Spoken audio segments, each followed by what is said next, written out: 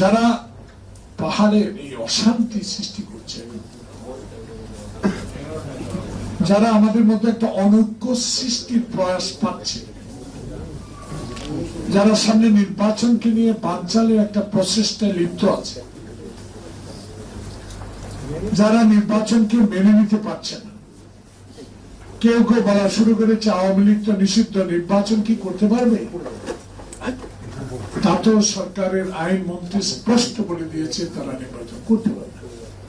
এইসব বিষয়গুলো নিয়ে একটা খোলাটে পরিবেশ সৃষ্টি করা হচ্ছে, যে পাহাড় বাংলাদেশের অবিচ্ছেদ্য অংশ, যে বাংলাদেশের জন্য যুদ্ধ করে ৭১ সালে আমরা এই দেশ অর্জন করেছি, সেই দেশ নিয়ে যদি কেউ বলে আমরা ভারতের অঙ্গরাজ্য হব, আমি জানি না, আমি সামাজিক যোগাযোগ মাধ্যমে পাহাড়ের এক নেতার মুখে শুনেছি ওনারা ভারতের সাথে এক হচ্ছে। এটা আমার কথা।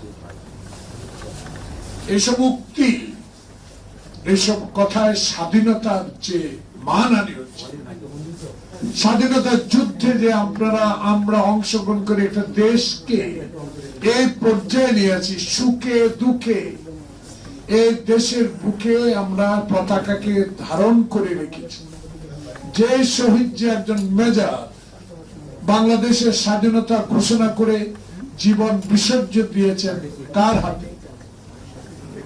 যাকে উনি বিদেশ থেকে এনে রাজনীতি করার সুযোগ করে দিয়েছেন, সেই নেতার স্বাধীনতার যোদ্ধা হিসাবে আমরা শঙ্কিত। পাহাড়ি অঞ্চলে অশান্তি কারা সৃষ্টি করছে, এটা খুঁজে বের করতে হবে। 5 বছর ক্ষমতায় থাকা বড় কথা নয়, আরো 25 বছর ক্ষমতা থাকা বড় কথা নয়। 16 বছর তো হাসিনাও ক্ষমতায় ছিল। ক্ষমতা থাকা অর্থ জনগণের স্বার্থ জলাঞ্জলি কোনো কাজ হচ্ছে কিনা সেটা দেখা, বাংলাদেশের মানুষ সুখে আছে কিনা সেটা দেখা, বাংলাদেশের মানুষ ক্রয় ক্ষমতার মধ্যে তার নিত্য প্রয়োজনীয় জিনিস কিনতে পারছে কিনা সেটা দেখা, বাংলাদেশে আইন শৃঙ্খলার পরিস্থিতি ঠিক আছে কিনা সেটা দেখা, বাংলাদেশের ব্যাংকগুলোর অবস্থা কি সেটা দেখা, বাংলাদেশের 16 বছর যে দুর্নীতি, স্বজনপ্রীতি, এর সাথে 10 বছরে যে স্বজনপ্রীতি, যে স্বৈরাচারী কায়দায় দেশ পরিচালনা হচ্ছে সেটা দেখা। তাহলে আপনাকে ছাত্র জনতার মুগ্ধ ওয়াসিম খোকনের যে রক্তের বিনিময়ে শয়ে লোকের আত্মত্যাগের বিনিময়ে 5 আগস্ট যে সংগঠিত হলো, হাসিনা চলে গেল, আপনি 1 বছর আজ কয় মাস ক্ষমতায়, এখন আপনার উপর এত চাপ জনগণ কেন দিচ্ছে আপনাকে 5 বছর রাখার জন্য? এখান থেকেই সেনবাগ জাতীয়তাবাদী ফোরামের পক্ষ থেকে, অর্থাৎ সেনবাগস্থ এই ফোরাম থেকে আমি আপনাদের মাধ্যমে মাননীয় প্রধান উপদেষ্টার কাছে যদি সত্যিটা বলে থাকেন, তাহলে আপনার কাছে আমি প্রশ্ন, 1 বছর 3 মাসে কত লোক সন্ত্রাসীর কারণে জীবন দিতে হয়েছে? আপনি আওয়ামী লীগের কত হাজার হাজার কোটি টাকা বিদেশে পাচার করেছে, সেটা কত টাকা আনতে পেরেছে? ব্যাংকগুলোর অবস্থা তো করুন কেন? আপনি তো একজন গ্রহণযোগ্য ব্যক্তি, আপনাকে সম্মান করি, শ্রদ্ধা করি, আপনার প্রতি আত্মবিশ্বাস আছে বিধে আমাদের দল এখনো বলে যে কোনো বিষয় হোক আপনার সাথে আছি, থাকবো। কিন্তু প্রশ্ন হলো, এই কথা বলাতে একটু মর্মাহত হয়েছি আমরা এইখানে। আপনি তো গ্রহণযোগ্য ব্যক্তি, আপনি দেখেন তো 1 বছর কয়েক মাসে আপনি বিদেশে যখন গেলেন কত টাকা এই দেশে ইনভেস্ট হলো, কত টাকা আনতে পারলেন, আপনার এত বন্ধু, এত গ্রহণযোগ্য।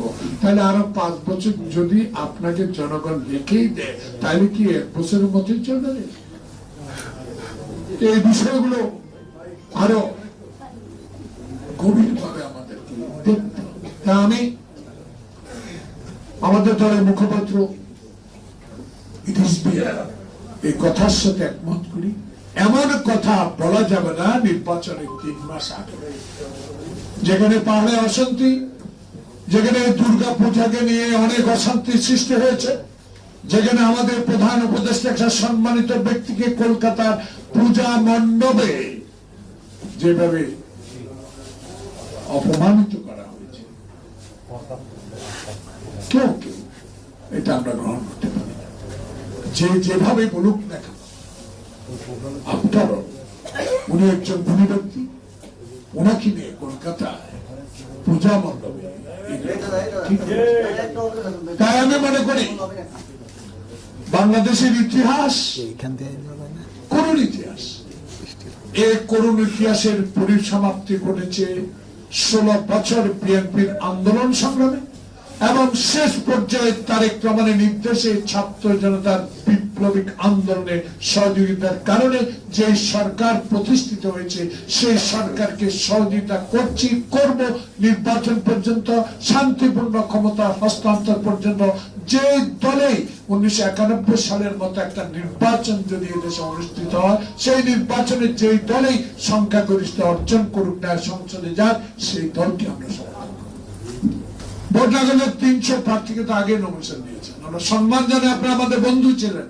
সে বন্ধুত্ব বজায় রেখে যে অত্যাচার অবিচার হাসিনা করেছে সেটা মনে করে আসুন না, জনতার যে ঐক্য আমরা গঠন করেছি, আপনারাও করেছেন, সে ঐক্যকে বিনিষ্ট করার প্রয়াসকে আরো শক্তিশালী, হাসিনার হাতকে, এই ফ্যাসিস্টের হাতকে আরো শক্তিশালী না করার জন্য আমাদের যে ঐক্য, সেই ঐক্যকে আরো জোর করা দরকার।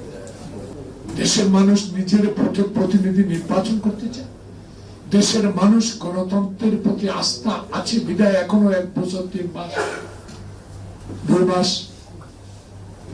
প্রধান উপদেষ্টা মহোদয় আপনার দিকে তাকিয়ে আছে, কোথাও কোনো দিকে নজরে না দিয়ে চোখ কান যেভাবে এখনো ঠিক রেখেছেন, ঠিক সেভাবে আপনি এগিয়ে যান। আপনার সামনে কঠিন অগ্নি পরীক্ষায় নির্বাচন।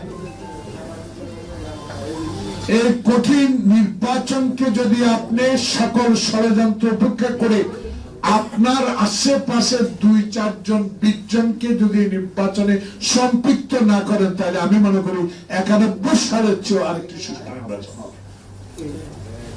এই আত্মবিশ্বাস আমাদের আছে আপনার, সে আত্মবিশ্বাসকে ধ্বংস করার জন্য আপনার পেছনে লোক লেগেছে, আপনার আশেপাশে বহু ষড়যন্ত্রকারী আছে। আরে আত্মারা যারাকে ডিম মারলে গায়ে সামান্য ডিমের খোসা লেগেছে, তাতে আত্মারা যারা যে বৈপ্লবিক সাহসী শক্তিকে ডিম মারায় নষ্ট করতে পারেনি, কিছু আসে না। ছেড়ে বাংলা একে বুঝলো, কলকাতা থেকে যখন লঞ্চে উঠে বরিশাল যাচ্ছিল,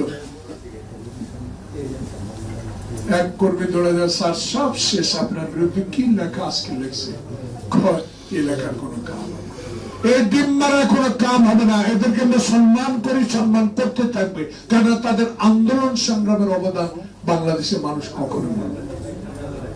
তাই আজকে আসুন, যারা বিভিন্ন রাজনৈতিক কৌশল হতে পারে, বিভিন্ন দাবি দেওয়া থাকতে পারে, সেই দাবিগুলো নির্বাচিত সরকারের হাতে ছেড়ে দেন। সেই দাবিগুলো সংসদে পাশ করার জন্য সময় দেন। আল্লাহ পাক যদি যে দলে সুষ্ঠুভাবে এই দেশে সংসদে সংখ্যাগরিষ্ঠতা নিয়ে সরকার গঠন করবেন, তাদের প্রতিও মানুষের আস্থা থাকবে, কারণ হাসিনা তো এখন নাই।